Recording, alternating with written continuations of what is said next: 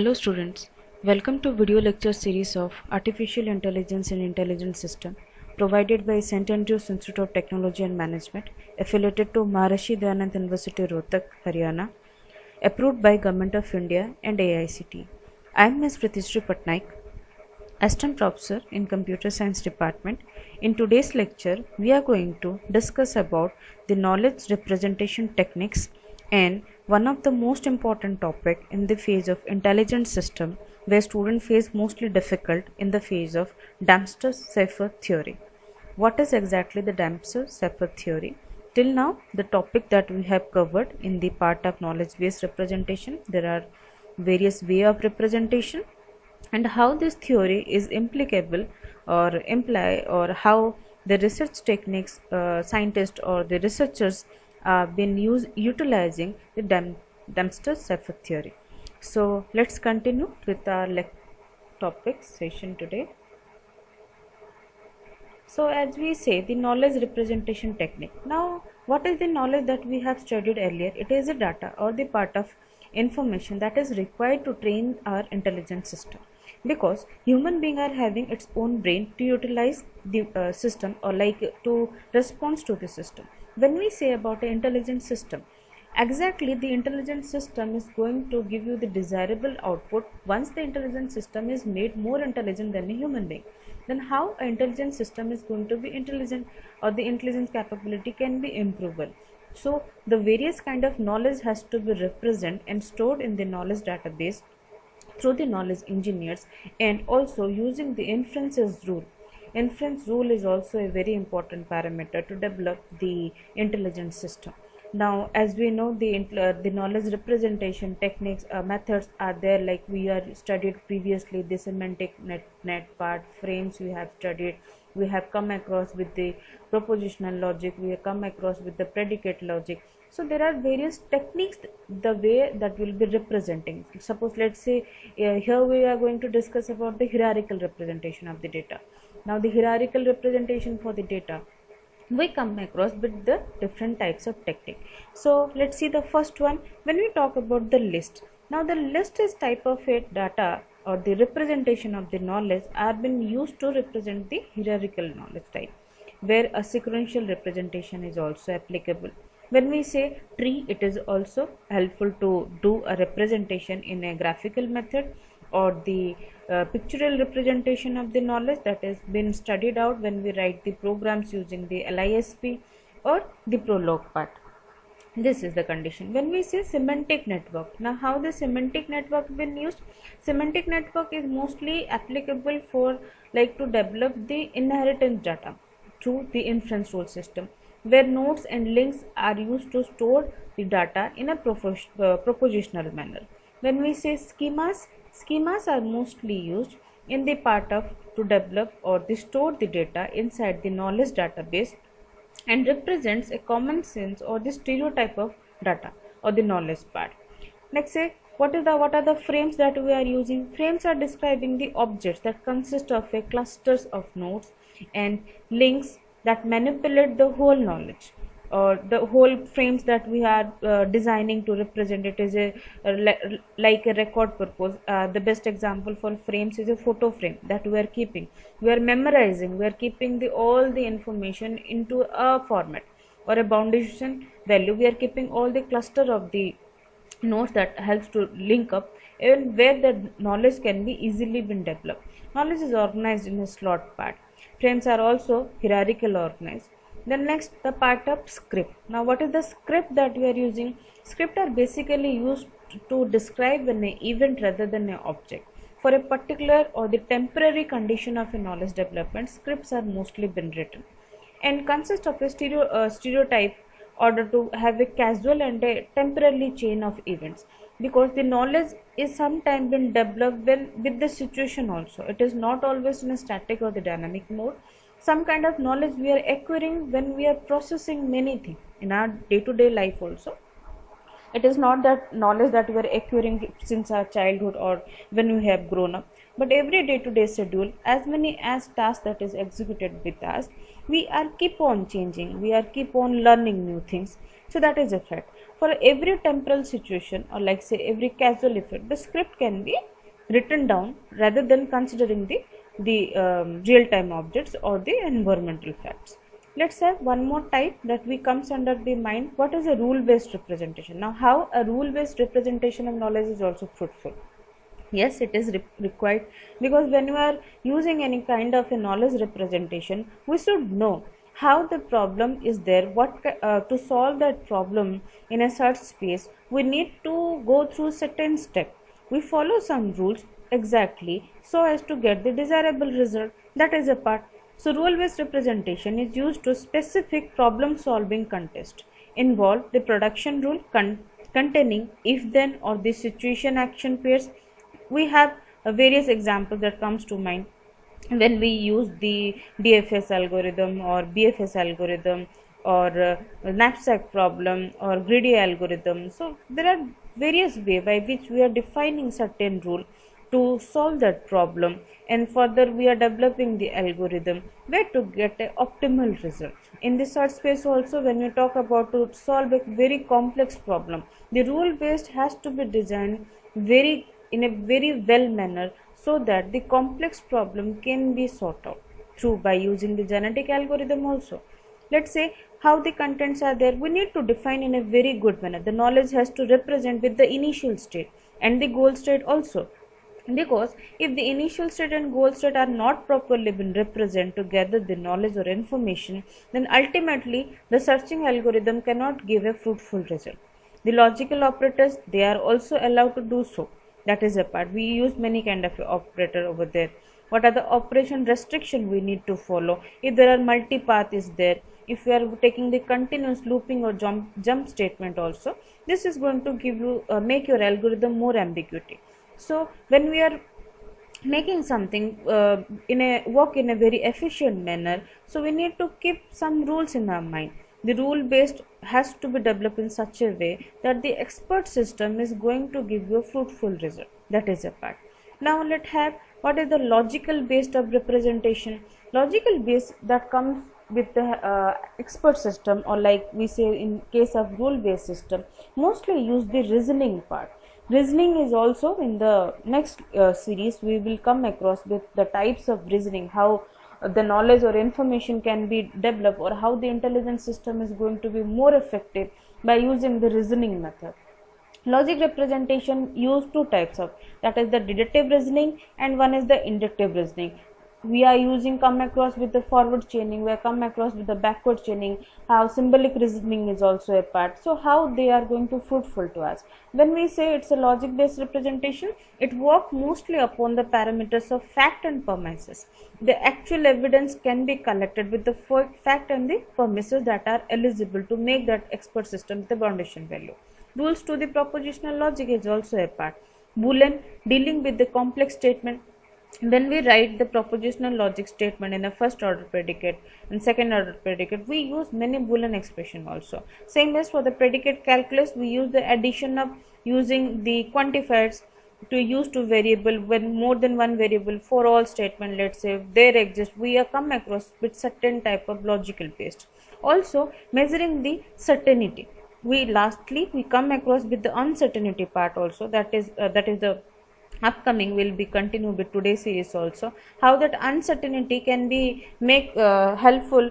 The uncertainty problem that we have come across can be eradicated through the Dempster-Shepard theory. Now when we talk about the measures of a certainty, that moves to certainty factor. Let's say CF is the certainty factor. For example, if the symptom of a diagnosis which could be derived from an expert estimation or a statistical data, or through using the Bayesian probability, or through the fuzzy logic, that is in which the concept of information itself has some associative certain root, which is a part of that. Now let's begin for the next part. When we say that the inference mechanism, now what is the inference mechanism? When we need to get the desire addressing to the problem, what exactly going to be happen next? That is a unpredictable world. When we say what is going to be happen in 2050, do we know that? No. The data science is still working with many new techniques. When we say the world is completely blind to us and still we are working to find out all the hidden things in our world or all the hidden things in the real-time environment. It is also the part. Address to the problem of what to do next consists of searching and controlling techniques and the hierarchical system too, with the example of tree construction that is most fruitful used for searching techniques. When we say blind search, consider only the structure of a space. All possibility are equally worthily considered. When we say blind search, the actual goal state is not pre-planned, or like the goal state is not previously been informed anywhere. We start searching with the initial state and following different path, like we come across with the BFS or the DFS or some combination of this kind of algorithm. We proceed to using the forward chaining method or backward chaining method, where the initial goal state can be reachable to the initial state can be reachable to the goal state through many paths, and finally we could be derive the accurate exact possible solution from the output or the goal state. That combination and explanation of possibility and probability do exist there. When we say heuristic search, like say in some of the complex problem, when we come across more than one alternative path is also helpful to reach to the desired state. We follow the heuristic methods too, where we are taking some kind of heuristic values. As we studied in the algorithm part also, heuristic algorithms are also there, is star algorithm and not star algorithm. So main part that comes to our mind when we are approaching some heuristic value that are used in the problem states representation and help to reach to our goal state. For example, heuristic search in the problem space representation, the Tower of Hanoi puzzle, where alternative path between the initial and goal state is existing. Exploring all this will take too long time. So we need to applicable some heuristic value so that we could be reach from initial to goal state. Now next is that heuristic that is also used in the mean value analysis. Now what is the mean value analysis? Note that the difference between the current state and the goal state, we are taking the mean value by using the reducing the overall problem into sub problems, and we are applying the searching method into that and finding out an operator to find which will be helpful to find the gap between the search goal starting node as well as reach to the goal node. It reduces one step over there, and applying different kind of operators to that to make a complex problem in a comparison mode, and simultaneously there are many dimensions that comes to our end while making this searching possible. Mean and analysis is also an extension of the Cybernet principle of getting the feedback comparable. Okay, and this is also a very good important part of the heuristic search methods or the knowledge based representation, where we come across with the complex problem, and also this complex problem can be sought out, or the complex problem solution can be find out by applicable to the heuristic methods or the heuristic representation of the knowledge part. Okay, so let's move to the next part. So this is the second portion of today's video lecture series, that is the Dempster theory, which is also an important part. Well, most of the topics that covered in this part, Dempster theory or the technical representation mostly comes as a short notes or the long question part in most of the university, and still there are many scientists who all are still making the things feasible by using this theory basically. So Dempster Cepheid theory was an approach to combining method or the combination of method, that is the theory of evidence that comes to the probability can be feasible in the realistic world, or the uncertainty can be feasible, or the problems can be eradicated only after we are getting the things with good evident value, and also it is based upon the beliefs, function and possible reasoning. This is the two important parameter comes under this theory is the belief. What do we believe when we say a particular knowledge? When the uncertainty is putting an exclamatory sign, the world is going to be thing. When we say do the world is going to be stoppable in 2050, will the beliefs comes or the possibility reason comes? So let have one more thing in my comes to mind. Dempster, who is the Dempster and Cepheid, these are the two scientists. Dempster in 1967 develops the mean for a combination degree of belief, derived from individual items of evidences that are collected to solve a complex problem. On the other hand, Sapir, he is a student of Dempster, and also working under him, his complete name is Galen Sapir. 1976, he developed a method for combining the degree of the belief for one question for a subjective parameter, and the probabilities of related such questions give you the result for the uncertainty part, or the uncertainty knowledge where is existing. So people are still working in this method of Dempster-Sapir theory are applicable in the expert system to solve their approach ideally suitable for and making the system more effective nature. So let's have the definition part. Dempster-Sapir theory is the mathematical theory of evidence and beliefs, function and possible reason. It is used to combine the separate piece of information or the evidence to calculate the probability of an event. More than one condition when satisfied, we need to find out every individual evidence that is going to make us the fact for that occurrence or fact of the event that has occurred. Dempster-Sapir theory, that in short we call as DST, offer an alternative or to the traditional probabilistic theory. Where the traditional probabilistic theory get failed to prove the uncertainty, this Dempster-Sapir theory helpful to us to prove for the uncertainty part by the mathematical representation will be studied. DST is also a more general approach to represent the uncertainty in the field of Bayesian approach. What we studied in the Bayesian also, that the Bayes theorem or the Bayesian approach, that in the part of neural network science, that how this is also going to be fruitful in the part. So overall, let's say Dempster theory is been working in three fields. That is the probability theory, it has been a consideration. Now we have a fuzzy theory. In the next lecture we'll start about the fuzzy theory, and the possibility theory, that collecting through the beliefs, which is the important factor for this. So let's have the next part, that how it is more effective method that has been incorporated when we say about the Bayesian method. So in the part of Bayesian or the probability, that the traditional probability theorem state that probability of occurrence of event A plus probability of occurrence not event that has been occurred, that is equal to 1, as we studied earlier. Let's say let A represent the proposition knowledge representation. Muri is attractive. Let's say John is a person who is been depicting this. Muri is attractive. Then the exam with the probability or the law or the clause, let's say we come across the probability of A plus probability negation of A is equal to 1. Now suppose that John does not even know who is Muri. If John doesn't know who is Muri, then we cannot say that John believes in the proposition if he has no idea what does it mean. Also, it is not fair to take a correct decision that disbelief to the propositional word. That is also a part. If John doesn't know who is Muri, then how can this statement can be predictable to have a conclusory statement, Muri is attractive or not? It would therefore be meaningful to denote that belief in the part of John's belief only. So belief we are denoting this way, B of A, that is the event where we are taking the statement Muri is attractive or Muri is not attractive, that both can be 0 because we are considering the belief part.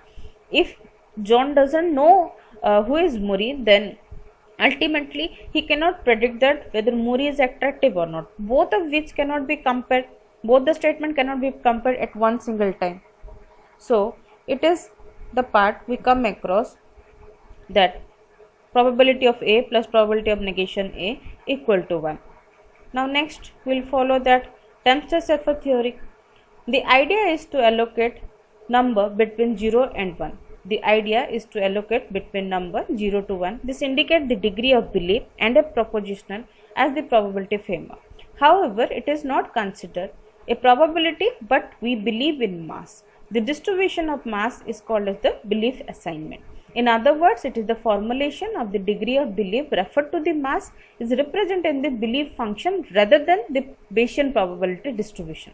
Okay, let's come down to the next part. As we say, we are representing 0 or 1 with the degree of support. 0 in the sense no support or the fact of evidence is not lying. When we say it is 1, the fact of evidence is lying. Okay, suppose let's say how will you calculate the belief assignment. Suppose we have a system with 5 members, say 5 independent states are there, exactly one is in the actual state. So if we have original set, that is S, that is set of 5 if independent states have been left, this is the set. Now we come across this set of subset also, that is the power called as 2 to the power S. If each possible subset is a binary vector describing the member that are belonging to this set, let's say binary will be represented in either 1 or 0, then 2 to the 5 subset can be ranged between an empty set and everything set. The empty set will not have any particular item value or the independent states value, that will be considered as 2 to the 5, so it is 0 0 0 0, and the everything subset is going to have 1 1 1 and 1 1. The empty subset represent the contradiction which is not true in any state, because at least one state is going to be exist, as it is giving the value exactly one which is having the actual value. The remaining mass are now normalized so that the value will be 1. The everything subset is now labeled as unknown, because out of this 5 1, only one state is going to be in the real part and other are in the imaginary part, that is the unknown state, where all the elements are present 1. In this sense, you cannot tell which one is the actual part. This is the belief assignments. Next, these are the two important factors in the part of Dempster-Cepher theory, that is the belief and the possibility. Cepher's framework also allow for the belief, that is also a propositional representation of the individuals, bounded by two values, beliefs, support and possibility. Is belief is less than equal to possibility, or possibility is greater than equal to belief? This is also a hypothetical statement. Belief in the hypothesis is constructed by the sum of all the masses and all the set enclosed to it, that is the number of sum of masses in all the subset of the hypothesis work. It is the amount of belief that is directly supported to the given hypothesis, at least one part forming the lower bound equation. Next is that possibility is the one minus, that is the sum of all the masses in the subset whose interaction will be the hypothesis is empty. It is an upper bound on the possibility that hypothesis could be possible happen upon the value that has been regard to the part of more evidence or that contradicts to the hypothetical world.